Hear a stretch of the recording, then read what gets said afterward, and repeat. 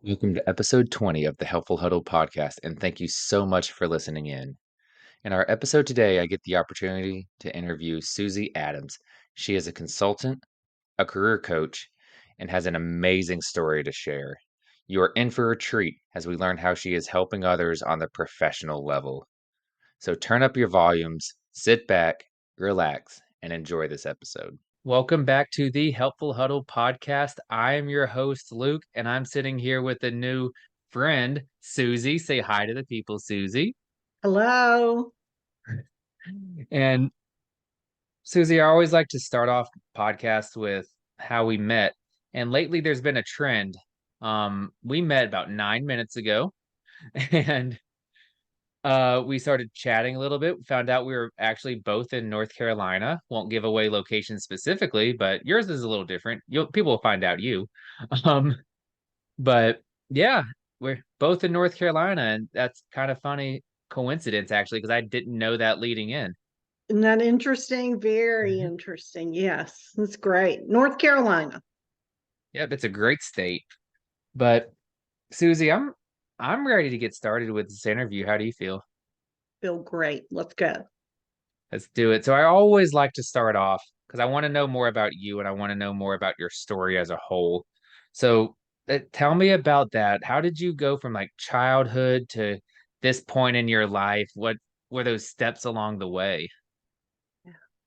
It's really interesting. So my childhood was kind of interesting. I have one sister, two parents. They were and still, well, my dad has passed, but they stayed married their whole lives. And my brother-in-law describes our childhood as Candyland, the game Candyland, pretty perfect. And it really wasn't. My Mhm. mother had was diagnosed with stage 4 melanoma when I was about 4 years old. So sorry. And yeah, she lived. At that Wow. point, at that time, when you had stage 4 melanoma, it was your chances of survival were single digit. Hmm. And that really did have a huge impact on my family. And it was only as I got older that I realized the impact that it had on me. And one of the things that it made me was fiercely independent because I heard people were staying with us while my mom was in the hospital. My dad was either at the hospital or working all the time. And so I heard stuff that she probably wasn't going to be around.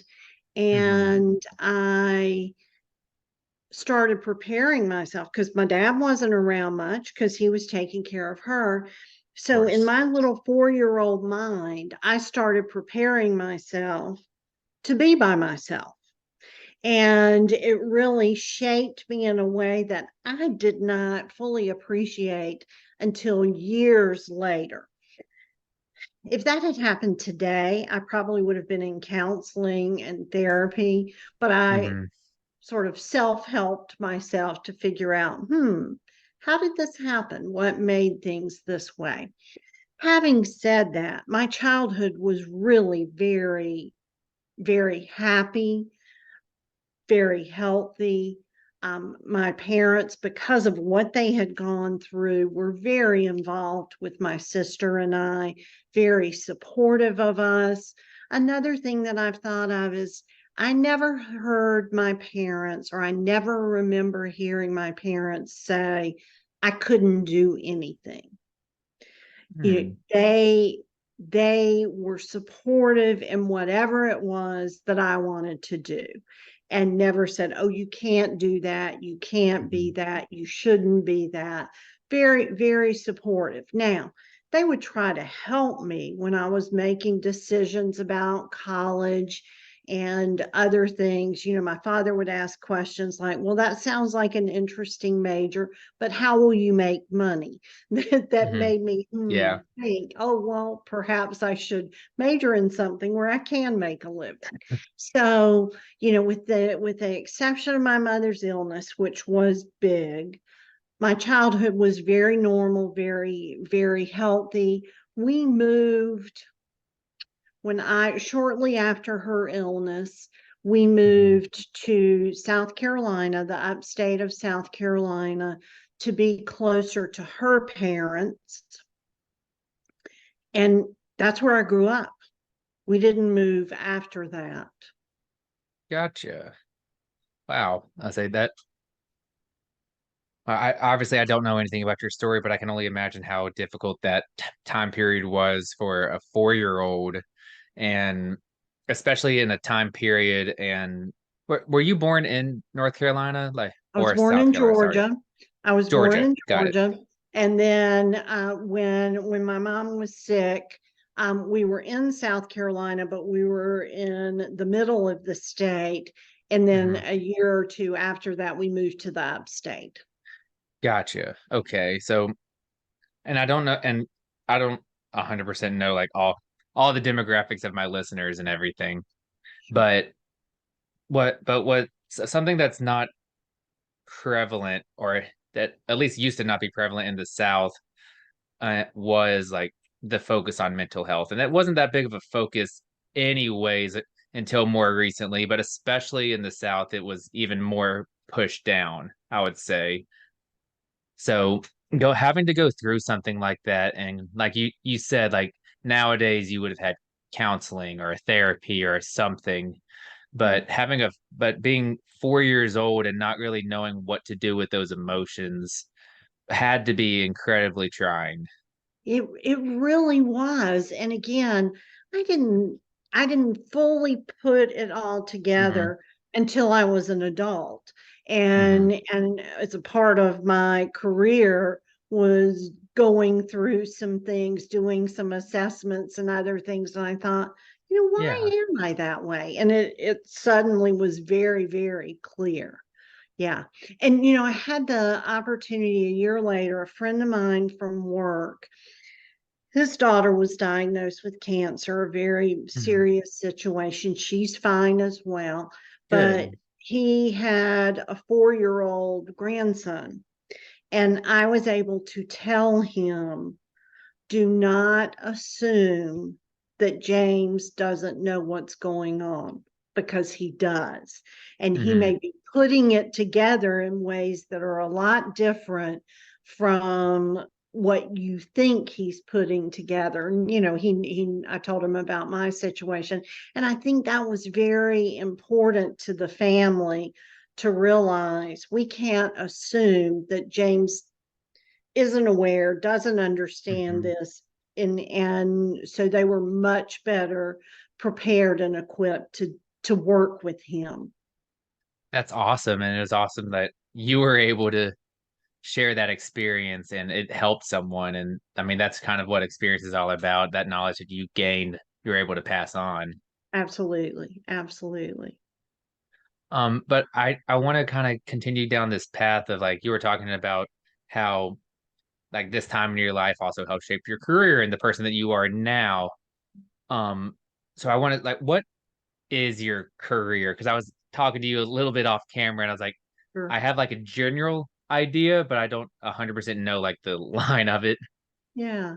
I'll talk about a little bit about the path that led me here. And Please. it's not a direct path or not a straight path.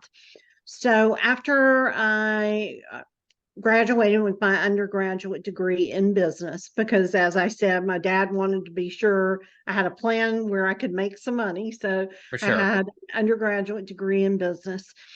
And I had a really great experience at college in some of my communications classes. And so the job market was not great at that point. So I went to the University of Georgia, got my master's in speech communication. And then I began working for what was then called Duke Energy, or Duke Power is now Duke Energy. It's the United States' second largest energy company. Interesting. And I got a job in the communications department. And my plan was to be there for 2 to 3 years, get some good experience on my resume. And I didn't know what would be next, but I didn't expect that I would stay forever. Yeah. And I left 32 years later, Wow. which doesn't happen very often. No. And it especially doesn't happen very often now.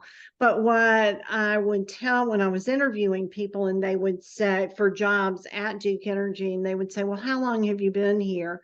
And I'd say 20 years, 25 years. And they would look at me like, oh, it's so sad you couldn't get a job someplace else. I had, over the course of that 32-year career, I did the math, and I changed jobs every 2.5 years, Mhm. which is about what I wanted, Right. because I am easily, once I master something, then I want to go and master something else. And what happened is every time I would get restless or bored, dust off my resume, I would have another opportunity. And then 32 years later, I looked around and said, I've done everything I want to do here. It is time, and I'm going to leave. But I didn't want to retire. I felt like I had still had a lot to give, wanted to do more. Mhm. And and this is a theme, and it would be something that I would say to anyone who's asking for advice is build your network, build your relationships. Because when I was preparing to leave, and I had a long runway, it's over a year between when I knew I was going to leave and when I left. Mhm. I went and met with and talked to a number of people who I had interacted with over the course of my career, mostly outside of the company that I was working for. And I asked for their advice. Mhm. You've made a career change. What was it like? What would you advise? You know me. What are your thoughts? And one of the people that I met with had been someone who had done a lot of consulting work for us. And she said, here's a niche that I see in this area, that I see in this community that you could fill. And it was around executive coaching and executive training. And then about 6 months later, right before I left, she said, why don't you come work with me and do that? Because I have people asking me. So I did. Mhm. And what would happen is we did a lot of training for leaders around communications, executive presence. And what would happen is people from those companies would call us back and say, hey, I have this person who is high potential, but they're struggling. Can you do some one on one work with them? And what I found was I ended up doing a lot of that work, and that is coaching. And because I really wanted to be expert at it, I pursued a couple of certifications, training and associated certifications, and realized I still do some of the training and consulting, but realized coaching, leadership coaching, and career coaching gave me a lot of joy. And it was something that I was good at. And Mhm. especially during the pandemic, when a lot of the consulting work, a lot of the training work had been in person. And suddenly I found myself coaching people virtually. And we would finish a session and forget that we weren't sitting in the room together. And that's when you know you've really connected. Yeah. So the work that I do for the most part is helping people want, who either are or want to be leaders in their respective fields get there, largely by having them understand who they are, what they're good at, and how they put that to work for themselves.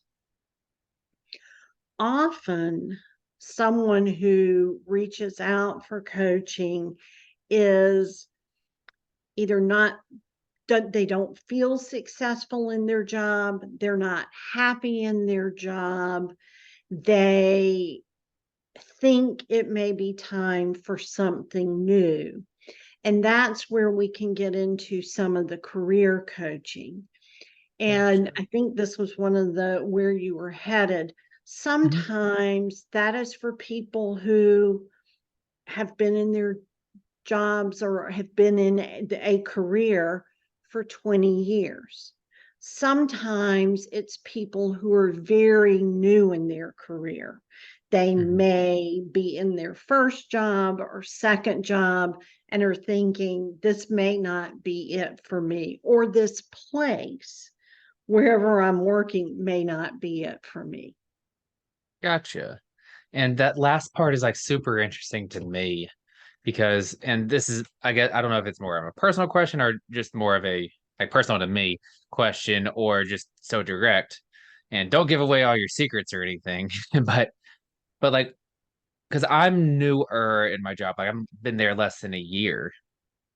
So, what do you say to someone that's like that early that maybe the position they're in isn't like what they want to do long term, but the company is like they want to grow with that company? Right. That's such an important thing. And it's important. Sometimes people just know I'm not feeling good. Mhm. And so what we explore together is, what is it? Is it the job? Is it the company? Is it the culture? Is it your boss? It can be that one person. My boss and I are not clicking. Everything, if we could fix that, everything else is great. So it really is a bit of an exploration where, when I first start working with someone, we have an exploratory conversation to make sure the chemistry is good between us before we get started. But Mhm. even then, and I ask the person to identify, what are your objectives? What do you want to accomplish in this work?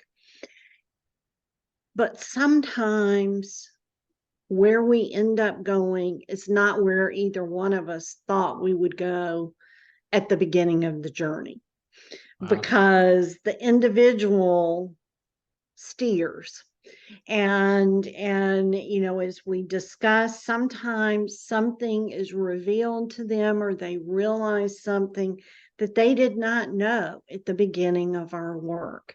Sometimes the path is the path. They know exactly what's wrong, and we just work on how do we change that. But sometimes you end up someplace very different than you might have thought. So it can be, as Interesting. you said, this job is not it for me, but I really like the company, I really like the people, I like the culture, I believe it's a good fit. I just need to position myself for that next opportunity. And I need to Gotcha. be successful where I am so Right. that I am positioned for that next opportunity. And that makes total sense because what?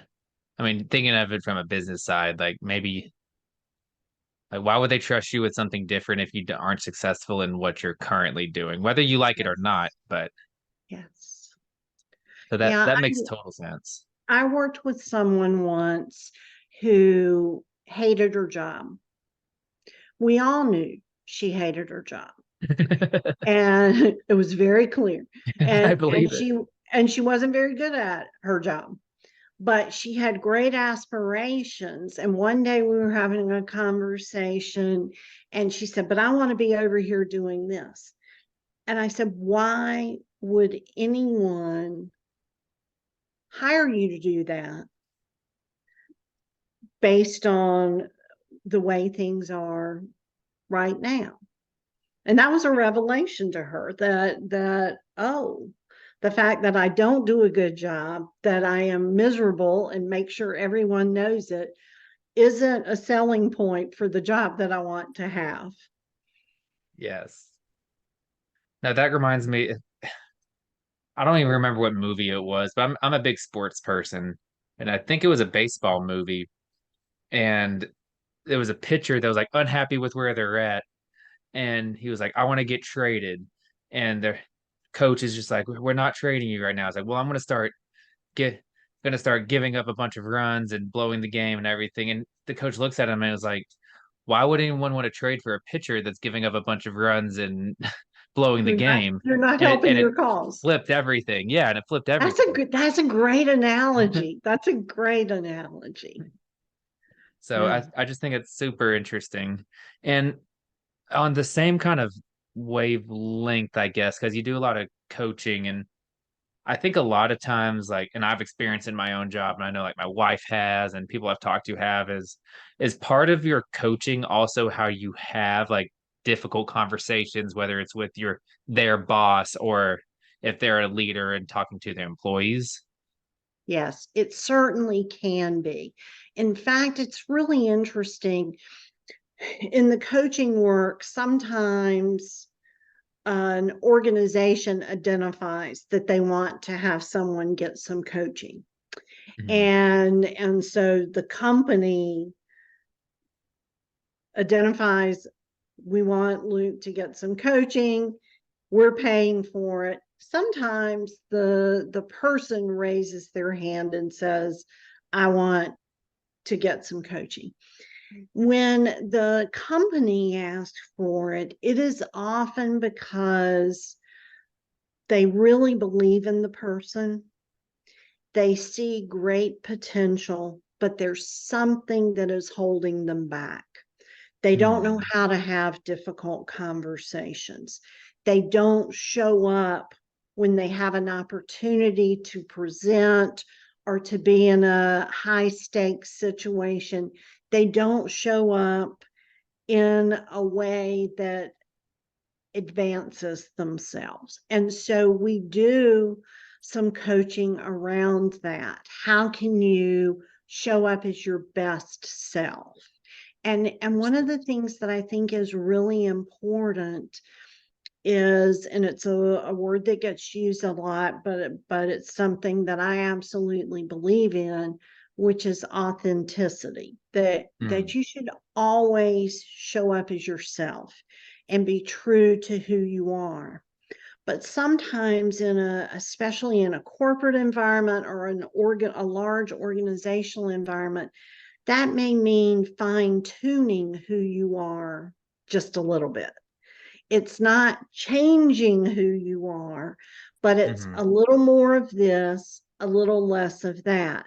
So if you're introverted, it is, how do you show up in the room and not shrink into a shell, but both physically take up space, Hmm.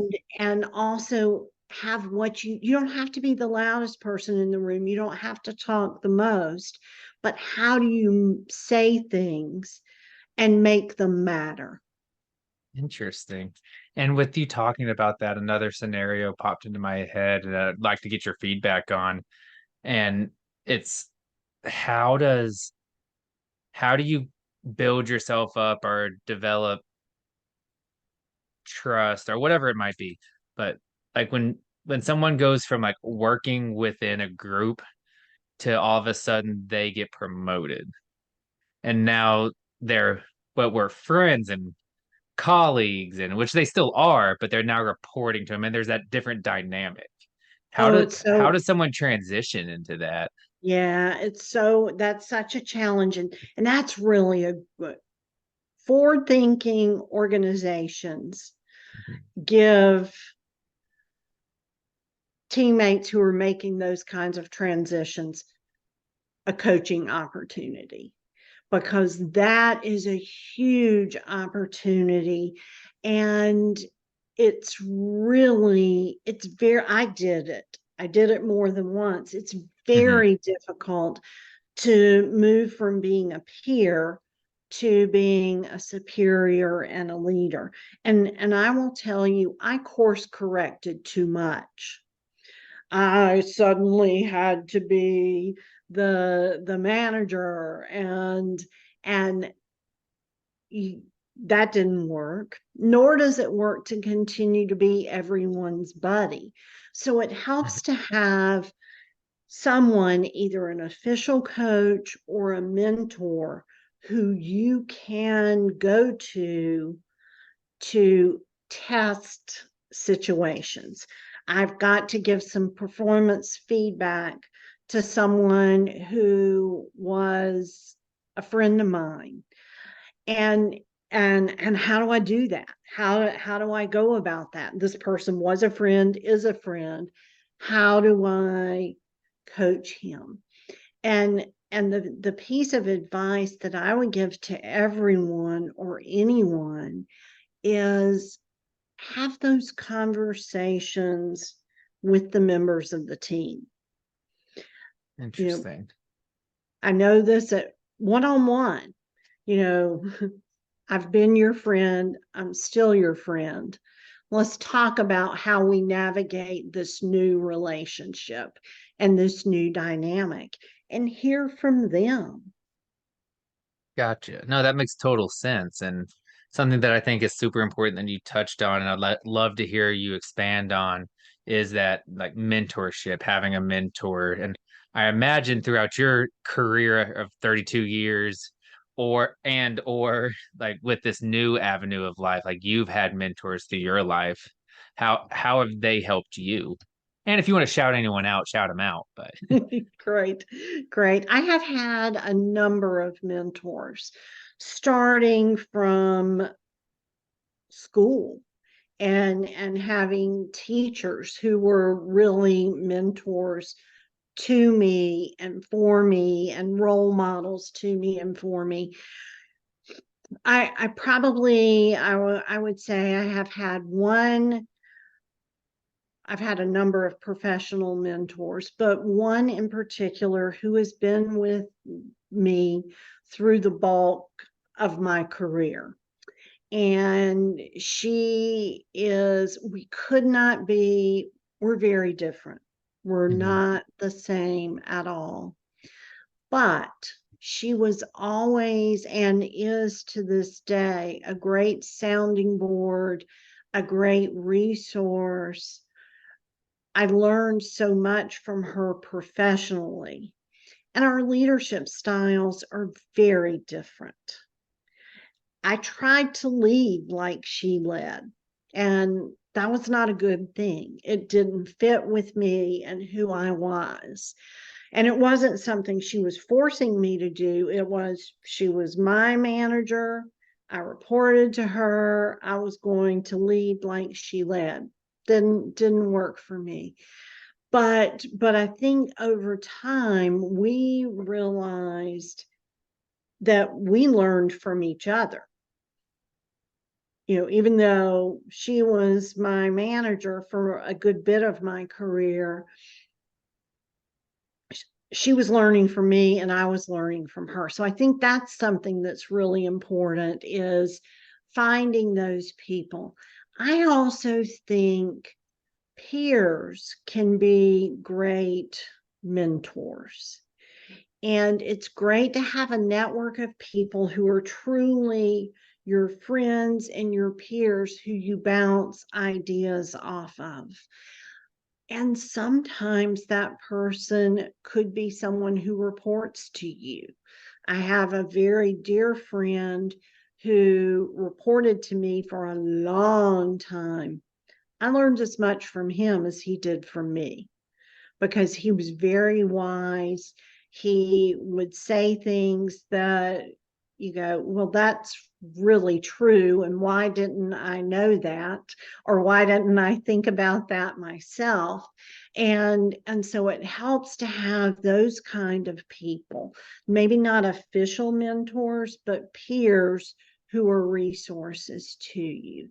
The other Mhm. thing that I think you see over a career is you can learn a lot from people who don't do it very well.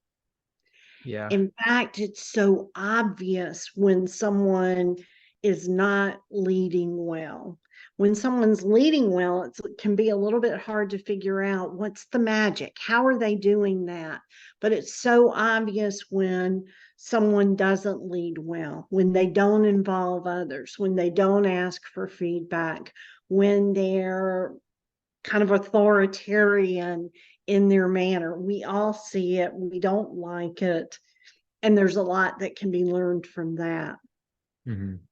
No, absolutely. And yeah, I think something that is not taken advantage of, but at least thought of enough is that idea of mentorship and having someone and seeking it out. Like that self-reflection and knowing what you're not good at and finding someone that either is good at it, hiring a professional, what or just someone to talk it out with. I think it's something that's very important. Yes, and it's something that what I find, I didn't always do it very well. And I find when I'm talking to the people that I coach that they often aren't doing it, is building that network. It takes a little time. It is an investment, but it's so rewarding. You learn a lot, and you're building a network of people who know you, support you, will speak well of you. And so, just using the example we talked about with you, so that when you're ready to take that next job, you've got a network of people who say, "Oh yeah, he's great." And what I have found is I have never asked anyone to meet with me to talk about themselves who said no. Interesting. If you reach out to someone and say, "Hey, I'm really interested in you and what you do. Could we meet for coffee, or could we have a virtual Zoom, or could we?" It may take a while. You may have to be patient, but people are generally very willing to do that. What they're less willing to do is meet with someone who says, "Hey, can you get me a job in your area?" But if there are Yeah, no strings attached, if it's just about, "I'd love to learn from you," people are very willing to do that. for sure. And I think that's a great piece of advice. And you've mentioned it a couple of times now. And I was hoping that you could even go deeper into like the building of your network, like what you mean versus what you don't mean. Like you don't want Yeah. it to be like the first thing that pops out of my mind is like you want to get to know people, but you don't want it to be transactional. You want it to be like that authentic type. You said it. It is not transactional. It's mutually beneficial, it's reciprocal. And I think that um, that network can be people who are slightly ahead of you in your career, and it can be people who are your peers, and occasionally even someone that you see who they may be brand new, finding their way, and can be a part of that network. And, there, what I was very systematic about it at one point in my career, and I wasn't systematic about a lot of things. But what I had found is, because I worked a lot, and I often ate lunch at my desk all the time. And so what I said is, every 2 weeks, I'm going to go to lunch with someone who I think is cool. And, I would extend the invitation. People would say yes. And sometimes we had that one lunch and that was it.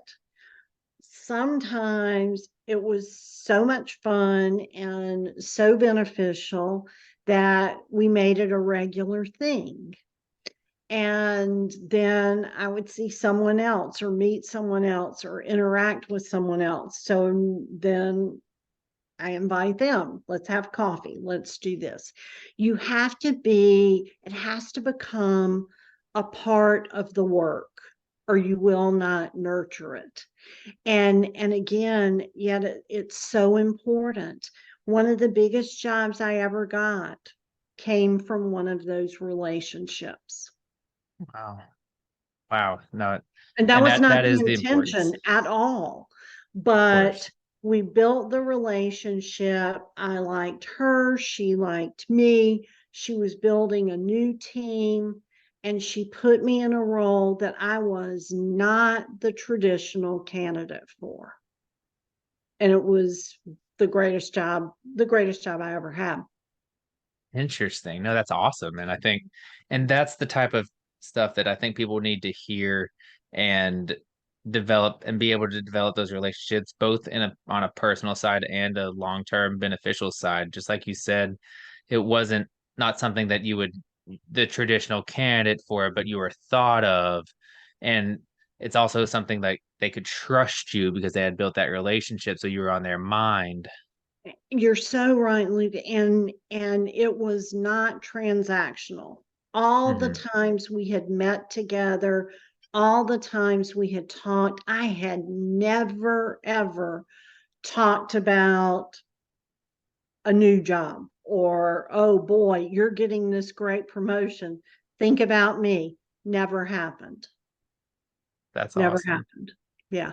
That that's awesome. And I think and not firsthand, but I can imagine that people struggle with, like you were talking about earlier, the authenticity of it. So there people here build your network and it becomes transactional. And so I guess my follow-up question would be like, how do you coach your clients to have those conversations and let them be natural, even though like maybe they're thinking, hey, they're going to help me build my network, but you you can't let the other person know, but they know. Like I know they know, but They know, but well, I'll tell you what it doesn't look like. And this has happened to me. I okay. had someone who set up a meeting with me once, came and sat in my office and said, I'm ready to take a job change and I'm interested in hearing from you what opportunities you might have for me. That's not how you do it. That's not how you do it. And how you it has to be genuine. It has to come from a genuine place. And it's a lot about asking questions. Mhm. And I think that is a skill, an art that sometimes people don't spend enough time on. It's doing what you're doing, listening and asking questions. Um, if it's someone who is at a level that's higher than yours, tell me what your career has been like. What are your biggest challenges? What are some of the things? What advice would you have for someone who is where I am in my career? It has to be things that you genuinely want to know, and that person more than likely is genuinely going to want to share. It is, and sometimes you may only have to ask one question and they're off and they're spilling all this information. But Hmm. more often than not, it's a really good exchange where they may come back to you and say, hey, what challenges do you see? What are some of the things that are excite you about the company and the work that you're doing, or what are some of the things that we may not see that we may need to be working on? Gotcha. No, that makes total sense. Um, I could pick your brain on this stuff all day because there's I mean I think it's personal to everyone, at least most people, that they want to grow in their career unless they're getting closer to that retirement age. They want to do that. And then too, like I have a passion for coaching, developing, and like just learning new skills and everything. So I could pick your brain all day.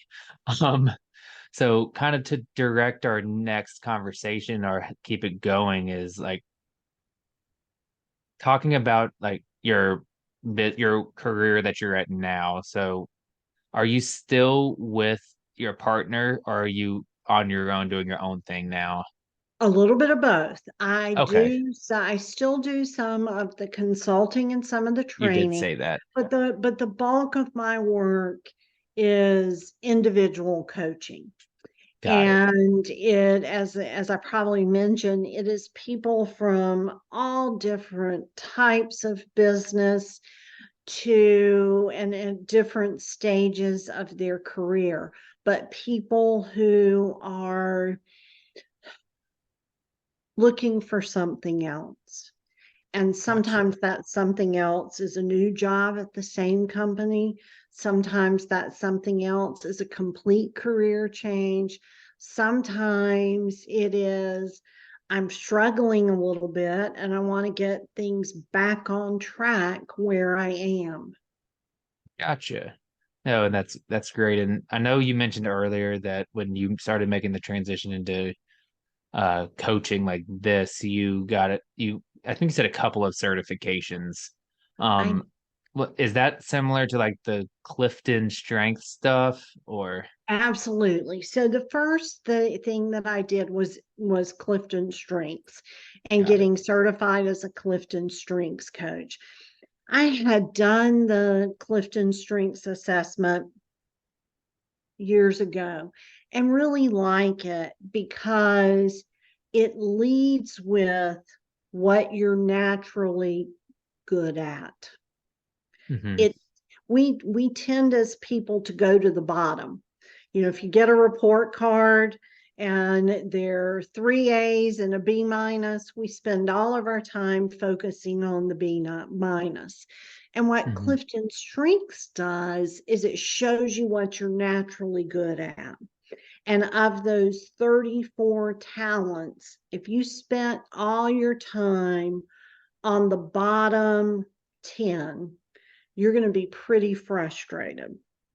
So it's much better to spend your time on the top 10, the top 13, and really hone those, focus on those, and see where that leads you.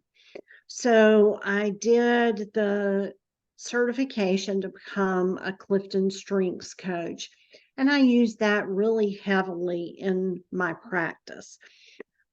I don't require it, but what I find that it often does is one, it gives me and the person I'm coaching kind of jump starts the relationship because they see their report, I see their report, we have a common language, and often the report unlocks something for them that they maybe knew about themselves but couldn't articulate, or that they didn't know about themselves and it just turns on a light bulb.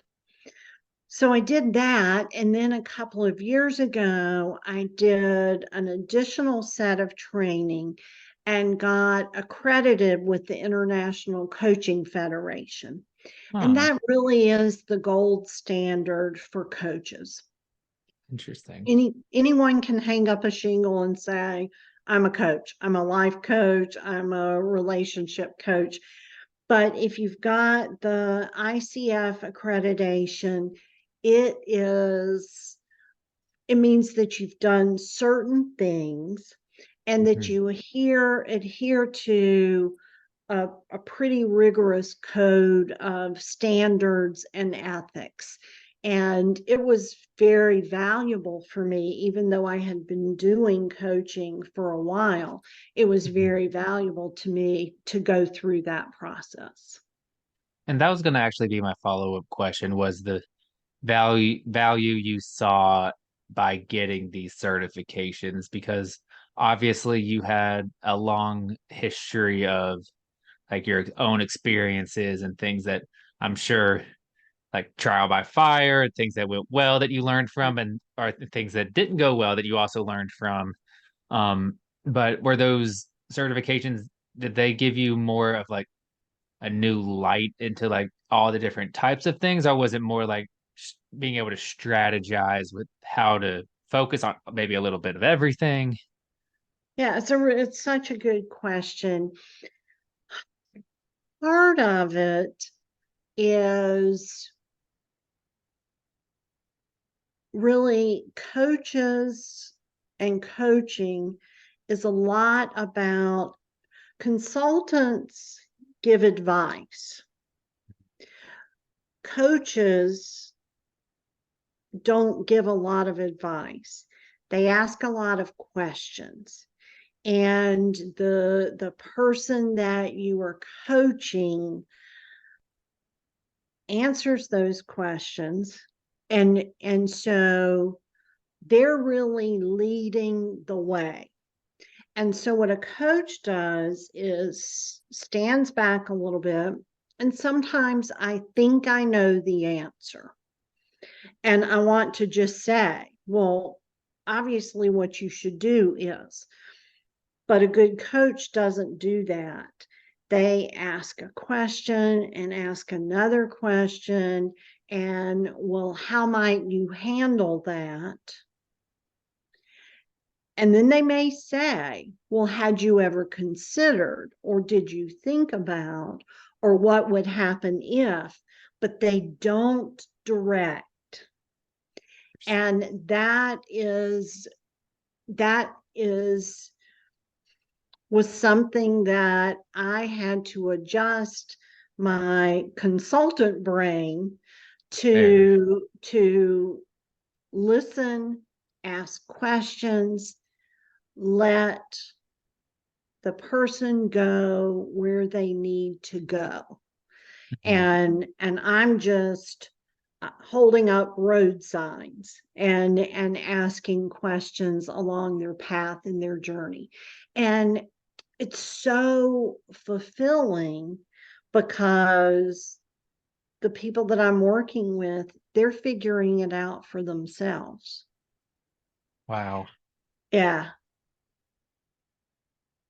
No, that's super interesting, and I bet it's also super rewarding for you to see because I'm sure a lot of times maybe you know where they should be heading, but not 100% of the time because you don't know the individual and like what how they think. But seeing the conclusion that they come to, and I can 9 out of 10 times probably say that it's the right conclusion for them, Yes. and I bet that that's super rewarding for you to see.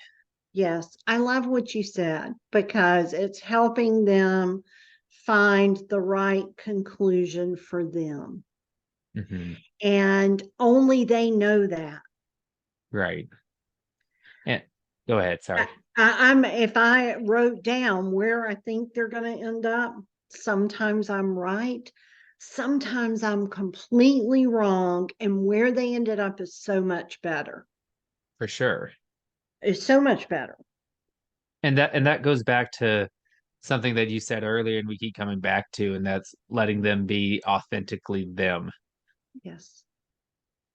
So Yeah. I think that's super important. And like I keep saying, or I said earlier, I'm a sports guy. So I'm like, I'm thinking back of like my good coaches versus my not so good coaches. And the good ones and I was a baseball guy, and they would provide feedback, parameters, like what the good ones that is like thought process, these things. But ultimately, is like when I'm hitting, it's like swing your swing. Here's like the guidelines and how I can help you, but I can't hit it for you. Swing your swing. I love that. I love that. And I will probably steal that and use I that. will allow Now, it. you have to swing your swing. Hmm. And I can give you some thoughts.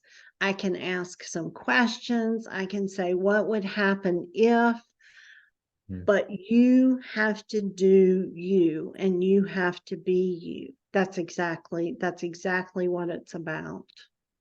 I love that. And that's truly amazing. And I think that's where coming to this conclusion through your coaching.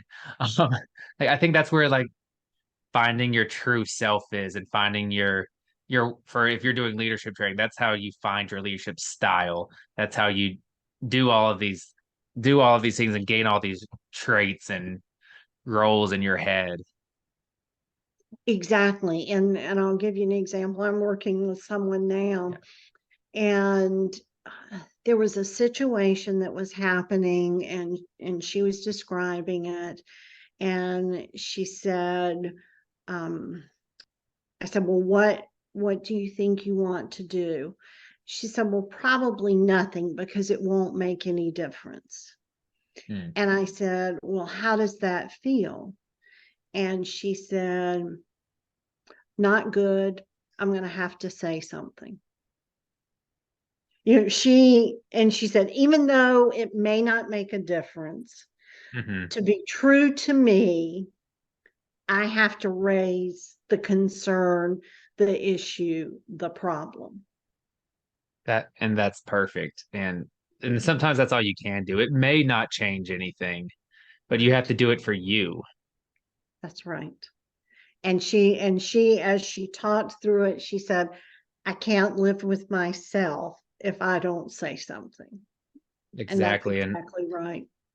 And that's perfect. And like you said, that sometimes that's all you can do and all you have to do, because you have to stay true to you.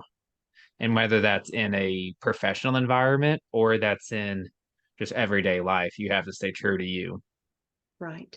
And I think one of the things that's interesting about a coaching relationship and other relationships is, when you talk to your friends in general, your friends give you their opinions, they give you their advice, they Hmm. have a take. A coach stays neutral. Hmm.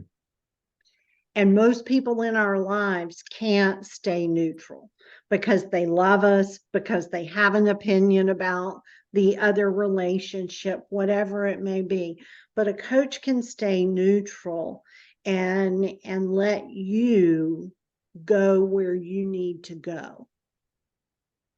And as a coach, I'm also sure that sometimes might be where they need to go, but may not be the best place. Like it may lead to a struggle, it may lead to a failure, but that builds something. It doesn't mean it's always going to be a success. That's right. And in those kind of situations, as a coach, you ask questions about that. So the example that I just gave, so Hmm. you raise this issue. What if the response is this? What if the response is this? Hmm. How will that feel? How will, what's the, and a question that I ask sometimes, there are two versions of it.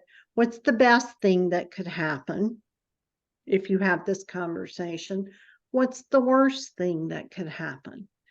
Hmm. And if you're okay with the worst thing that could happen, then have that conversation or do Right. that thing, whatever it is.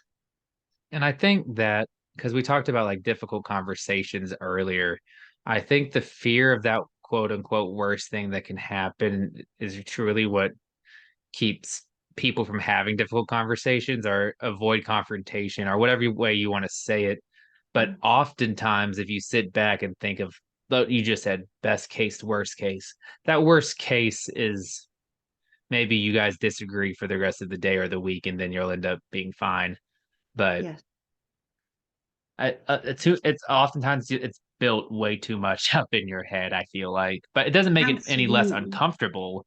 But Right. And sometimes when I'm working with someone, we may role play that difficult that's great. conversation. And I ask them, what's the worst thing that could happen? And then we play that out. I become that worst thing that could happen. And we just work through it. And generally, it's never as the worst thing doesn't usually happen. You said it. Right. The worst thing doesn't usually happen. But if it does, you're ready for it.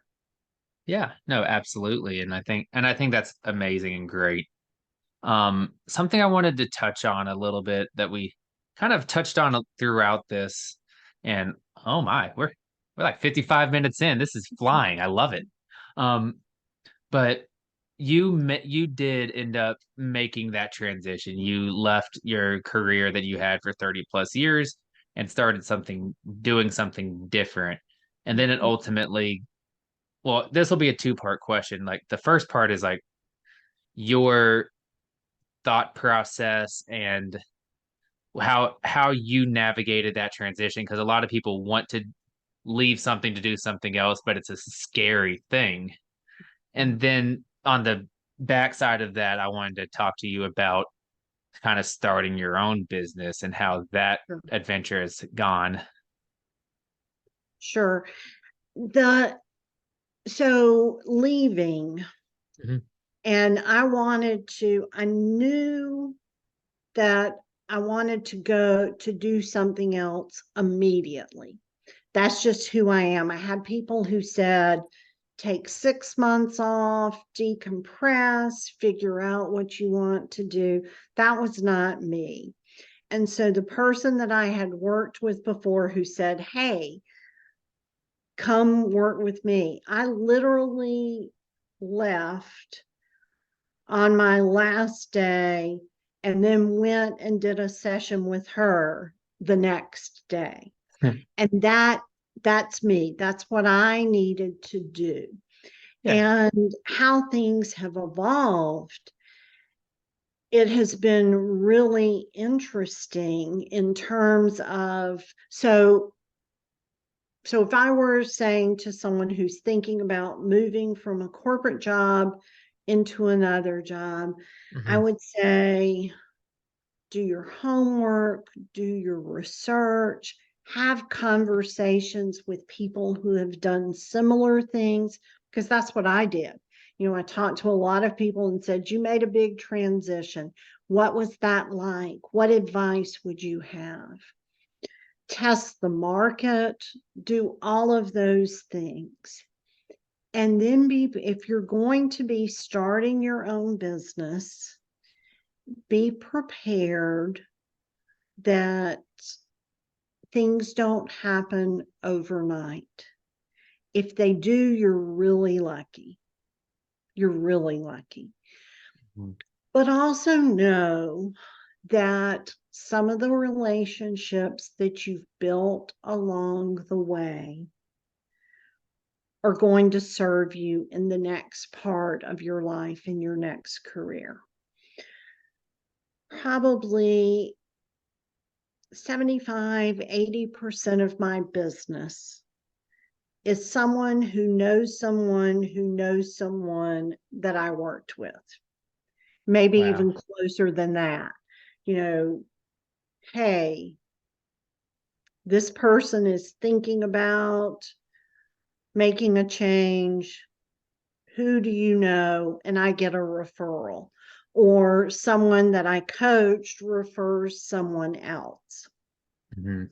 You have to do all the marketing stuff. I do it. Social media, your website presence, all of those things. That doesn't generate much business. It's where people go to check you out when someone says, hey, you should talk to but again, it comes back to your network and the relationships, and doing the right things Mhm. with people and for people all along the way. I love that. And I love what you said there at the end. And something I actually wanted to circle back to because we are getting closer to the end of our Yeah. session here is how has not so much the experience that you started off with, like your whole story, but you mentioned that it made you fiercely independent. How has that served you in like what you're doing now? Yeah. That's a that's such an interesting question. And I'll give you time to think, but like my thought process is that you're doing a lot of individual stuff, and you being that fierce independent person that that 4-year old started to be created into, like Mhm. it had to be a part of this, whether you ever thought about it or not. Yeah, that's so interesting. Yes, absolutely. So, I run my business. It's essentially me, and that is fine. I like that. I like that independence. I Hmm. also What's really interesting is, and it's not what that 4-year-old probably would have expected or Hmm. experienced, is or or the 35-year-old person in corporate America. Hmm. I get so much joy and fulfillment when the people I coach find their way. And it's not about finding the way I wanted them to find. It's about finding their way. And whether it's the person who may have been really close to losing her job, who recovers, or the person who's not happy where she is, who identifies the path she wants to be on and executes that path. It's incredibly fulfilling to have been a part of that process. I can imagine. Yeah, I can absolutely imagine that. Um, so again, as we get to the end of this session, I like to ask this question, like if our listeners hopped onto this podcast and for whatever reason skipped to the 60-minute mark and and there was just like one takeaway message from our time today, like what would that message be? And in parentheses, I should put like doesn't have to be one message, but like what would that takeaway message be? Yeah. That, and again, this is the independent 4-year-old. You don't have to do everything by yourself. Hmm. Sometimes it's so important to reach out for some help, Hmm. for a partner, for a thought partner. It may be a friend, it may be a coworker or a mentor, it may be a therapist, or it might be a coach. But we don't walk this walk alone. I love that. No, that's amazing, and that's so true. And you are a perfect example of it, like what we were talking about earlier, like with the mentorships, and you had mentors along the way, and now you're helping so many others find their authentic selves and help them become better leaders or employees or whatever that position might be, and position themselves for the future. Right. So thank you so much for sharing all of this. And as we wrap up this, I always like to give your opportunity to kind of quote unquote market yourself. So if people want to continue this conversation, if they want to have a conversation with you, get coaching from you, follow, I don't know if you do blogs, but follow you in any sort of way, how can they do that? Sure. You can find me on LinkedIn, Susie Adams on LinkedIn, and I have a Carolin Associates page also on LinkedIn. But Susie Adams is a great way to connect. I'm on Facebook, Instagram, Twitter, Carolin Associates, Carolin Associates, and my website, Carolin Associates. And if you're interested in having a conversation, you can book a 30-minute conversation directly Perfect. from my website. Oh, that's perfect and super easy. And obviously you do virtual coachings, so Yes, anyone anywhere can do it. yes. Yes, No, I have worked with people as far away as Vietnam. So yes. wow. Yeah. Yeah. No, that's perfect and such a great opportunity for people. And for anyone that's listening or watching, links are going to be posted all around the video if you're on YouTube, and I'll hyperlink everything in the description for your podcast on Spotify or Apple Podcast. Great. But I do want to say sincerely thank you for taking the time out of your super busy schedule. I know you're super busy. This has been incredibly informative for me, and I know it will be for anyone that listens. So thank you so much. It was my pleasure. Thank you so much, Luke. And Susie, as I like to do at the end of my podcast, only my YouTubers get to see it, but we wave bye to the people. So wave bye to everyone. I always do two hands. Oh, it's impossible to look cool and wave with two hands. No. Thank you for listening to the Helpful Huddle podcast. Remember to give us a like and a follow on Instagram, TikTok, and Twitter with the user handle at helpful_huddle and the YouTube channel at Helpful Huddle Podcast. You are also able to listen to us on both Spotify and Apple Podcast. The links are also found in the description below. Please reach out with your questions on topics that you would like to learn about in the future.